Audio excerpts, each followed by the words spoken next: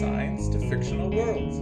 I'm Simon. And I'm Jeff. So, Jeff. Yes? How much do you know about economics? Well, I've listened to a lot of Freakonomics, and I've taken some classes. If you have twice as many buyers as you have sellers, is that a problem? No, you just raised the price. You would think so, except that if you're Thanos, you just kill half the buyers, and then you're fine. Tomato, tomato. That's what we're talking about today, guys. Marvel superheroes. Economics. We will explain economics as if it were a science. Maybe one day there'll be a actual Nobel Prize. Maybe one day, instead of whatever it is now. Prize in honor of Nobel. Yeah, that's right. Yeah. First hero, right off the bat, we're going not really old school, but Superman. I am restricting these to Marvel superheroes. Right. Because I figure they're in different universes, therefore different science applies to the different Marvel DC split. Sure. Isn't there like a homeless guy who guards a box that is the gate between the two worlds? It's possible. I want to say that's a thing. Probably. I'm actually surprised they would have had crossovers, but who knows? The 60s were a crazy time. No one knows what happened during that time. Anyway, we're going to start off with Wolverine, the Canadian. Right.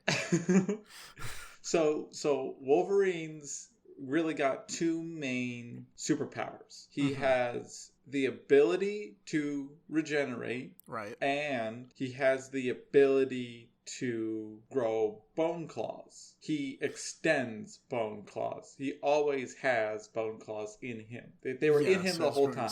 Wasn't all of his bones replaced with metal? So, I would say that's not a superpower. Right. That's like saying... That's just someone torturing. Yeah. Yeah, that's... I will also say a limit on this as well is I am not including superheroes that can think their way through their superpowers. Like Iron Man, he's a superhero, but he doesn't have superpowers. He's just a really creative guy. People with powers, not people with money. Yes. Okay. Got it. Or intelligence. So like the things Bruce Banner does, that doesn't count. Because that's just their science, is what I would say. His healing factor, which is what his regeneration is called, is strong enough that he can have all of his bones infused with metal, and he still is alive. Now, I don't know if they ever answer if he regenerates that metal, but I would assume he would. Would he? I don't know. I think he does. I think I know, the healing factor definitely does his meat parts. I thought the thing was the metal is the strongest metal that can't be broken or something. It is. It's adamantium. Okay. Which is a derivative of vibranium. Right. Which is of course, obviously. Yeah. Which is found from a meteor in whatever country that is, that Black Panther's from. Anyway. Yep, that's the one. Yep, that's the one. So, healing factor. Do we... We're thinking like a salamander? Salamanders. Yeah, that's like kind of what I was thinking. Something to that effect. Do you know how starfish or salamanders regenerate? Actually, I don't know offhand how they regenerate. I also don't. Well, that's going to make this a difficult episode. It's got to be stem cells. I mean, that's the way normal things regenerate. So maybe Wolverine has like an excessive amount of stem cells, and then he has the problem with losing an arm. I guess you wouldn't heal back the whole arm because you don't have the stem cells for that. You don't have like arm. Oh, this is just for people in general. Yeah, that's what I mean. Not for Wolverine in particular. How do humans not heal back limbs after they're cut off? Is this just too energy expensive? Yeah, I'm not sure. I mean, like, there is some small, amount of healing that will work. I think it has to do with... I guess there just wouldn't be the genetic information, for that. What if... What if Wolverine, inside of him, has the... Like a liver-sized ball of stem cells that he can turn... Then itself reproduces back to liver-sized. He has to regenerate it, so I'm assuming he can't just heal forever. But bullets do. Yeah, how fast is the healing? I think it's for Wolverine. It's noticeable, but it's pretty quick. Okay. So that's what I'm saying. It's got to be that he has really early stem cells inside of him that he can just not move. Right. Yeah, that he can transport effectively. But he would just like is in his blood or something. Yeah, but he would also need the ability to know what he looked like before that limb got cut off. So does he have a master cell, like a cell that just contains how his body is supposed to be built, like a way of just like drawing the copy out and then producing it? Yeah, I'm trying to recall how exactly any sort of healing of tissue really works. Yeah, they just regenerate new cells. That's all they do. But it takes months to years. They being sea starfish. Stars? Yeah. Yes. Yeah, and that kind of touches back on similar issue with the Skelegro from Harry Potter, which is just going to be a very energetically expensive process. Right. That's true. And not to mention that if for a human, if it takes that long, I feel like you're opening up your body to a lot of like infection and just not great stuff. Yeah, no, it probably would have been good to leave it at infection. An attempt was made. Yeah, I mean, I couldn't remember. He's going to lose blood too, I guess. Right. Well, and that's what I'm thinking, is that whatever is causing the healing factor would be conveyed through the blood. What if Wolverine doesn't have... what if he's not human? What if he is a creature... Well, I mean, he's a mutant, so... yeah. Whoa, way to be... Hey, man. Yeah. I mean, I guess you're technically correct, but that's kind of a mean thing Racist. to say. Yeah. Uh-huh. Okay. I believe in that universe it kind of is racist. I believe it is too. What I'm thinking is like, what are those D&D monsters that are just like giant piles of stuff? Goos? Are they called goos? Ooze. Maybe. I don't know. I'm thinking of oozes. Yeah, sure. So what if he is actually just like a giant ball of like a gelatinous material that has composed itself into the shape of a human? Well, the issue then would be the intelligence of it. Or maybe he just... I see no reason why oozes can't be as smart as people. That sort of amorphous blob that just recreates itself. Yeah, that's what I'm thinking. Like it just is, a protein that is coded for in his DNA. Just creating a blob? Well, like undifferentiated cells still, like... Okay, yeah. So we're just going like, it's just got to be that he has a huge repository of stem cells.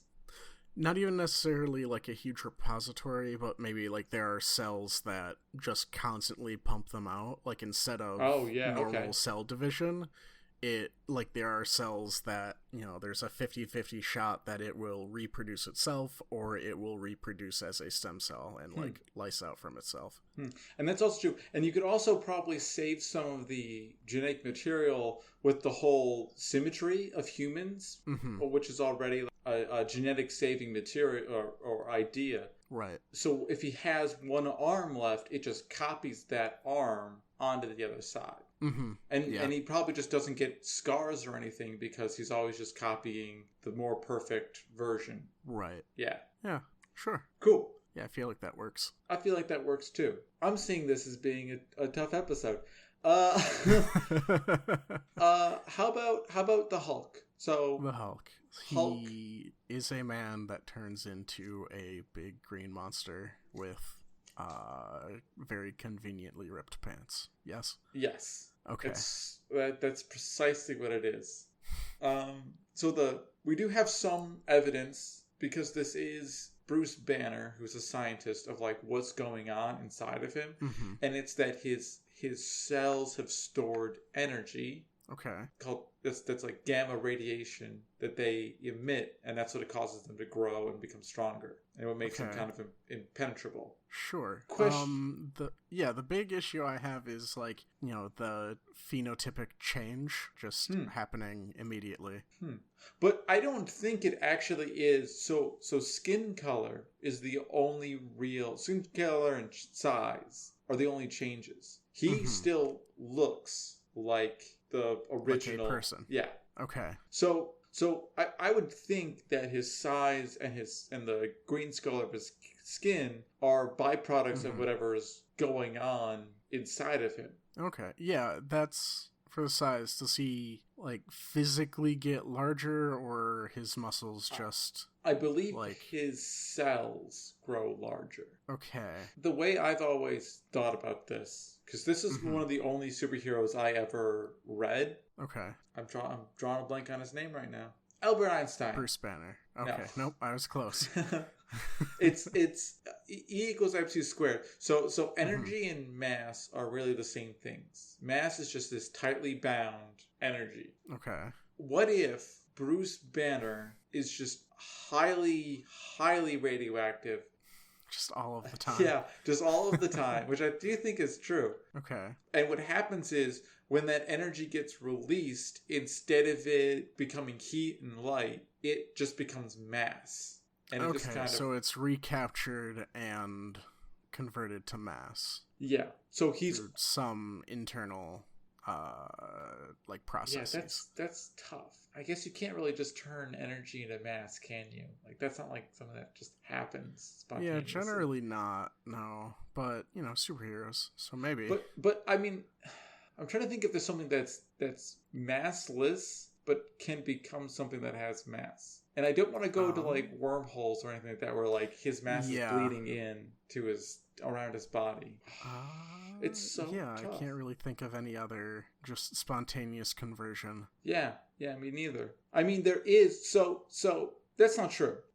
Photoelectrics turn photons into electrons, essentially. It's like a layman's way of doing it. So what if you had a radiation and a material that turned gamma radiation, whatever it was, maybe it's not even like what we actually know as gamma radiation, into physical mass. So he actually is full of pressure, but he has no mass until he changes, and then he is full of mass. I feel like... kind of like a photon. I'm not that into that explanation, because, he was a person, initially, and then... Or, I mean, could be completely wrong. I thought that he was he's a person who was then, at some point, became the Hulk. Yes. Through whatever science. Yes. Well, through a bombardment of gamma radiation. So his genetic material is probably all gunked up. Right. So he could be human, and we don't know. Oh, we can. We're not going to go into reproduction, but he is human. But he could be a genetically altered human. So yeah, that tracks. It could just be that the same energy that gives him this power is also the same energy that makes him grow large. So well, it's also when he's mad or something, he will turn into the Hulk, correct? Yeah. So it could be something reacting to stress hormone. Yeah. Well, that's what I'm thinking. If triggers some process to just use all of the available energy for growth or something. Yeah. And then he just starts smashing things because it's probably terribly painful. Oh, that plus, I mean, you probably, if you have that kind of growth all over your body, you have that kind of growth in your brain as well. So your physical biochemistry at that point changes. And probably the green is whatever weird protein he makes or whatever pigment he makes that gets activated by the... this is what happens when it gets that radiation dose and becomes larger. Right. Yeah. And it just kind I can get behind that. It just kind of copies whatever proteins and materials around him. So like his muscle becomes like it's near muscle, it becomes a muscle. Okay. Right. That's a weird explanation. Boy, these are difficult to explain. Yeah. How does he stop being the Hulk? Either time or he kind of calms down. It's like they never really nail it down what makes him go either direction. Yeah, because I was thinking like if it was just like an exhaustion thing, then that can kind of lend credence to that explanation that he just like is energetically spent and cannot continue being the Hulk. That's the most common, I think. It's like reason why he stops is he just gets tired because he's been rampaging for days. Okay, let's go for an easier one, I think. Sure. Let's just go Spider-Man. Spider-Man. All right. Yeah, there are several potential explanations, no? Like there are some Spider-Men with web slinging capsules, and there are some with like that produce web and shoot it out of their wrists. That's true. Correct? I guess we never really nailed down what. Yeah, maybe we should pick a flavor of Spider-Man before we do Spider-Man. I always liked the Peter Parkers that had it built in, but I do really like Billy Elliot, so I'm not opposed to the wrist shooters. Okay, yeah, I think like the wrist shooters fall into people with too much money and intelligence. Yeah, okay. So let's focus on the biologic-based, just makes gross web in them. He's really just gross. Okay, so gross web. I mean, we already kind of have a material for this, which is spider silk. Right. The problem with spider silk is that the way it works is really similar to Kevlar, where you have like long strain carbon molecules that will wrap around each other and hold on. And so when you're trying to break the material, you're trying to break a chemical bond, which is really strong. Right. The problem is that he's creating something big enough that you can grasp onto. So does this mean that he is producing like millions or maybe like tens of millions of these tiny little webs? Or is he braiding them inside of him by his body? I would think that he is probably, I don't know. That's tough. Yeah, I don't know if it's necessarily like braided within his body. Maybe it braids as it come out. Like yeah, kinda. Like he just has little, incredibly efficient spinnerets on his wrists that like they just kind of do their thing and make a strong, strong spider silk. Yeah, and one that's thick enough for him to grasp onto. That makes sense. Is spider silk normally sticky? I think like it can be. I don't know if there's something else applied to it, but I mean spiders will produce sticky and not sticky silk. See, this is why I have you, Jeff. I know literally nothing about bugs or insects or arachnids. Yeah, well, neither of those. There you go. I was going to say neither of those are spiders. Arthropods. Well, so they're all gross to me. That's why I don't know anything about them. Right, but they're so cool. So another thing about him is Spider-Man can climb up walls. Actually, what? No, continue. I was going to say we kind of do also have an explanation for this, which is the tiny hairs that grow on geckos. Well, yeah. I was going to say something similar. Yeah, it's just like a surface area thing. Like if you can get small enough strands to form across, then climb up walls. Yeah, like no, that seems fair. Is that how spiders do it? I'm not sure how spiders do it. I mean, there are a lot of small insects that have like similar mechanisms, though. I don't know how spiders do it. That's interesting because they got tiny little hands. What do you call? People probably argue they're not hands. Yeah. What do you call the end of a spider's leg? Its foot? I'm gonna go with hands. Yeah, I like hands. Well, now I have this image of like spiders walking, but instead with of 8 hands. Yes. Oh, it's a horror. I'm okay with that image. Just climbing over you one day. Oh, I hate spiders so much. So many fingers. They're the worst. That would be 40 fingers. And you could, like, feel them, like, rub up against you as they crawl across your skin. That would be the worst. I hate this so much. Well, that's what happens. I hate spiders. They're gross. Okay, let's move on. How about Nightcrawler? So we know this about Nightcrawler. He's blue. Which one? He's the blue fellow that jumps into, like, a fiery hell dimension to teleport places, no? Yes, and his name is Kurt Wagner. Sure. I just like the name Kurt Wagner. I mean, like... Okay. Yes. So, yeah, the main sticking point is... teleportation. Well, is it necessarily teleportation or, like, ripping a hole in reality to go to another reality and then back? I'm going to say it's ripping a hole in reality and then going to... Yeah, it's like planar shift from D&D. Because that's how I understand all fictional worlds, is through Dungeons and Dragons. Yeah, so the problem being is that I actually learned this today. To create a wormhole, right, you have to have negative energy. Okay, which seems easy. Oh, it's so easy. Well, you just have so much energy that it loops back into the negatives. There you go. Yes, you call it. You get. It's not a Stack Overflow. Is that what that is? Where you have maybe. I don't know. Too many numbers in your thing. Anyway, that was a funny joke. Because everybody goes... Trust us, it was real funny. It's why Gandhi does the thing he does. Gandhi does what thing?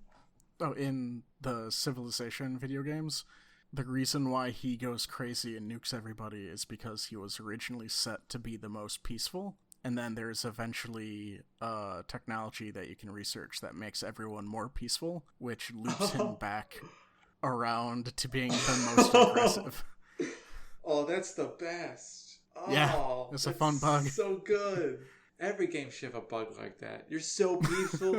He's like Colossus. He's like the only way to achieve Oh my God, Gandhi is the best villain. The only way to achieve absolute no one peace. Expects it.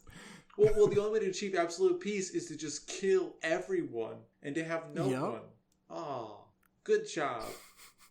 Well, whoever they accidentally did the thing good by doing it bad.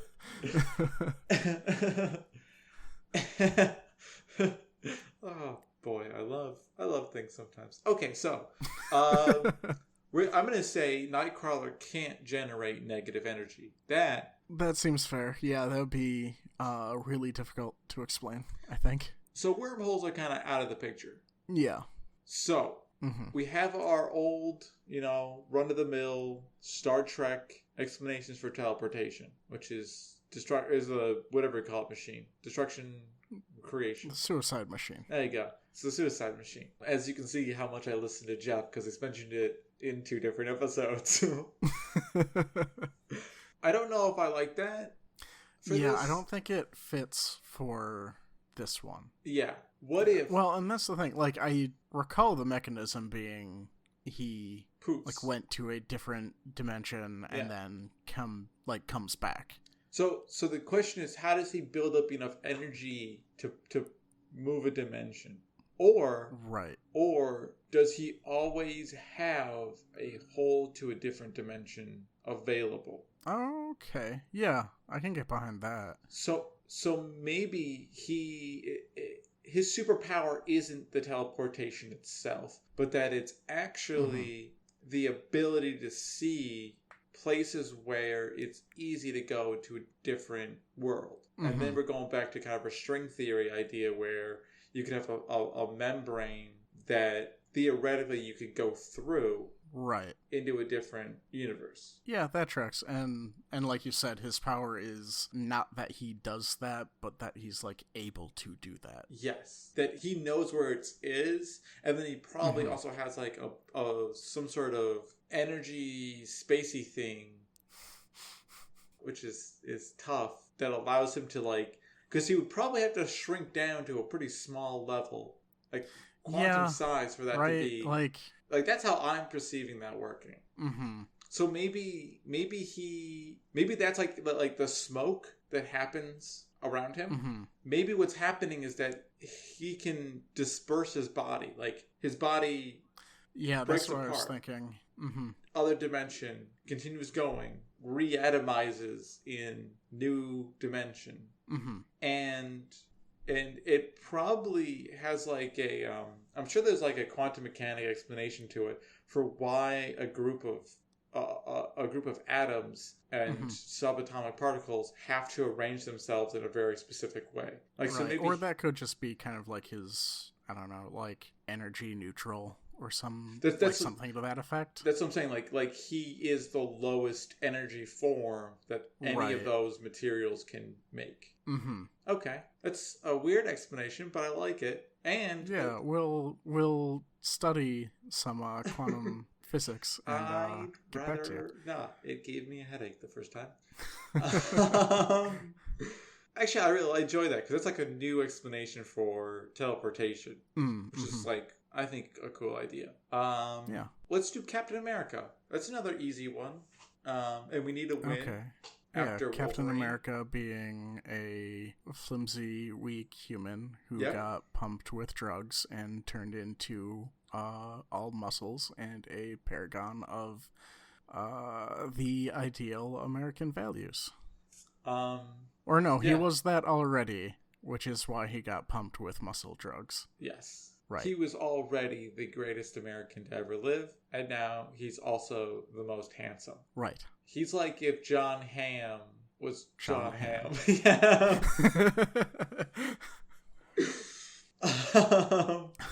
Yeah, I think that would just be the drugs that he was injected with are just like really advanced human growth hormone. Okay. I'm going to come up with kind of an obscure problem with that. Sure. So people who have endocrine disorders that causes them to overproduce human growth hormone, they don't tend to be, well, first of all, they don't tend to be like stocky. They tend to be kind of skinny and long.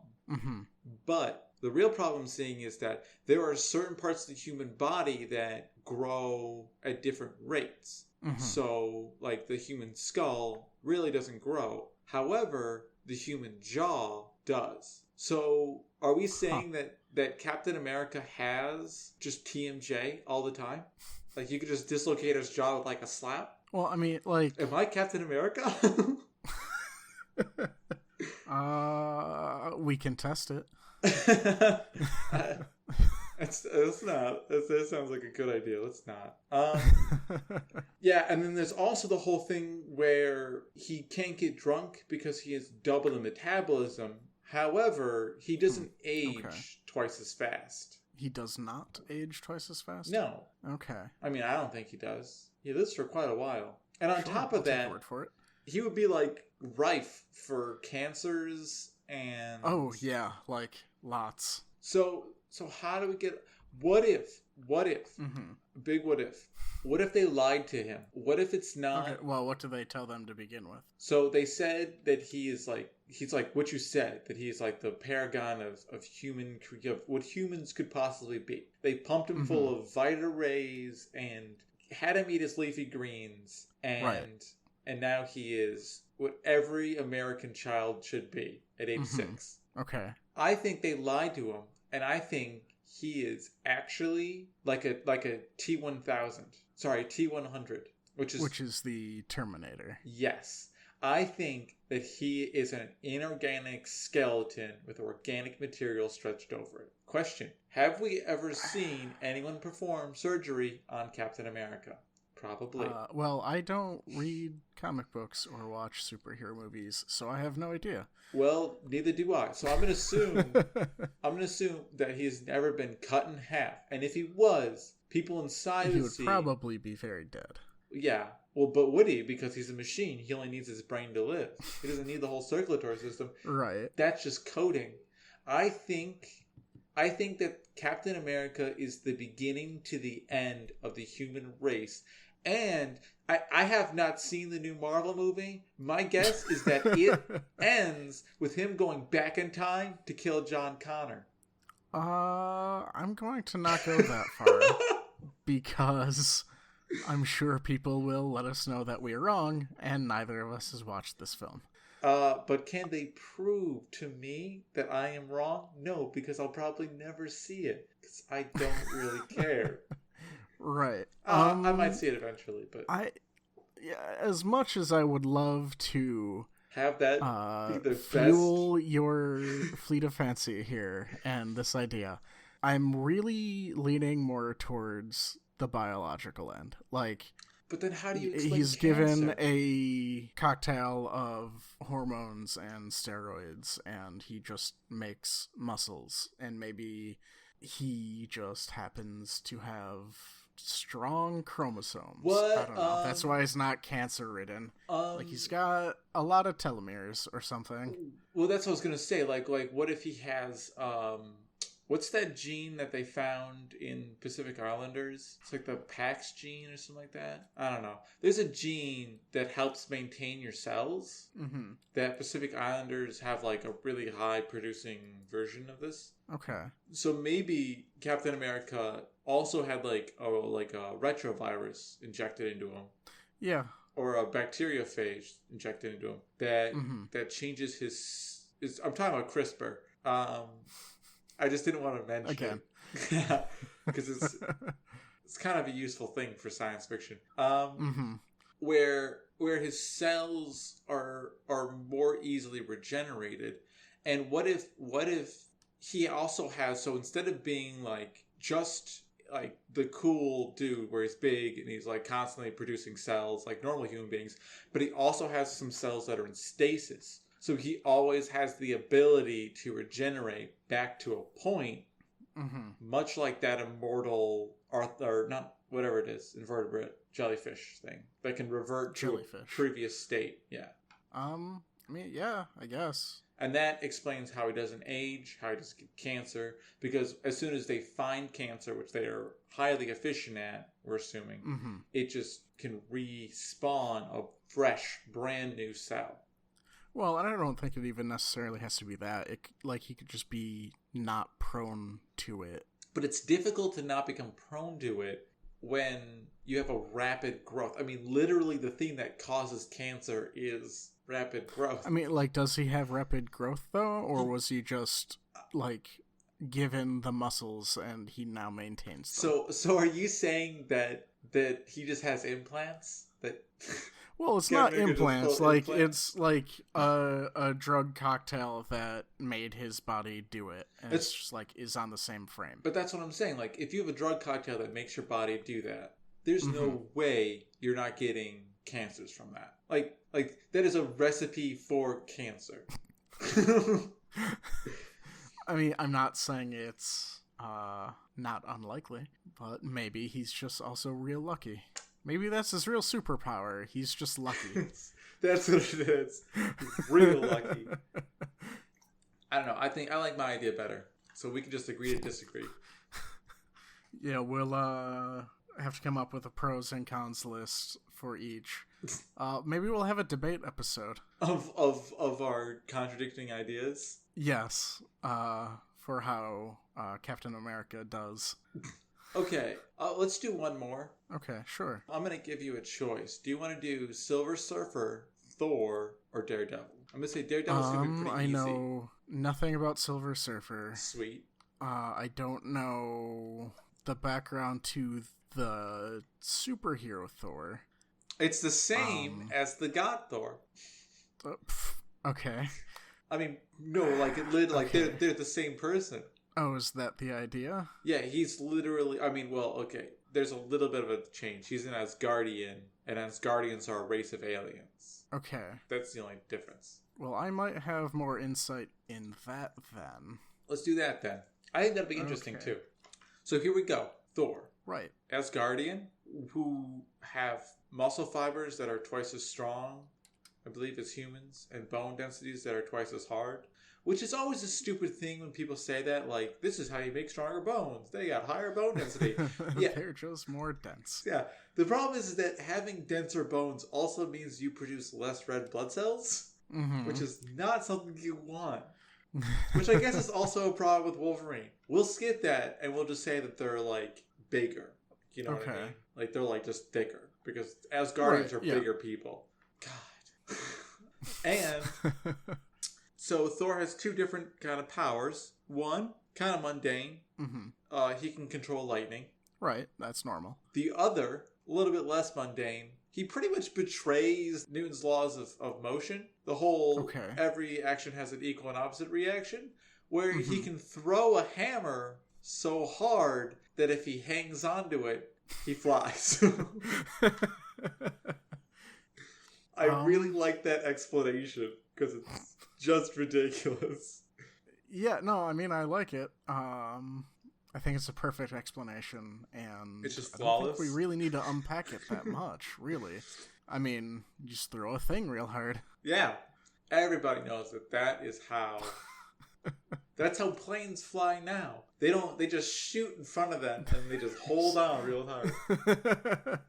Okay, so obviously. Which one do you want to start with? Do you want to start with lightning, or do you want to start with flight? Let's start with lightning, since you mentioned that one first. It's also easier. Alright, well, that's convenient. He builds up a really mean static charge. Oh, actually. Okay. So lightning is caused by separation of charges in a cloud, right? Yes. I think it is. I really should have researched before I do this.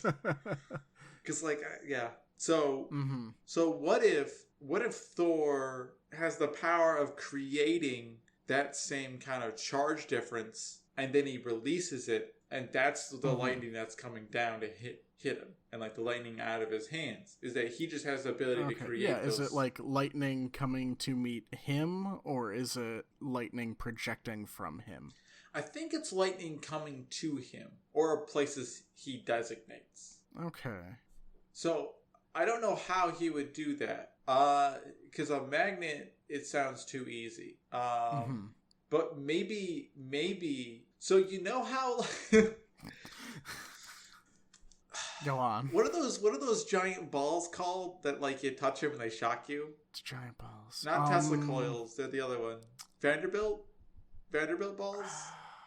Vanderbilt spheres? Something. Vanderbilt. You know exactly what I was talking about. Are they Vanderbilt spheres? Nope. It was static balls. Those are not what I'm looking for. Anyway. Oh man, I really wish I could remember what they were called.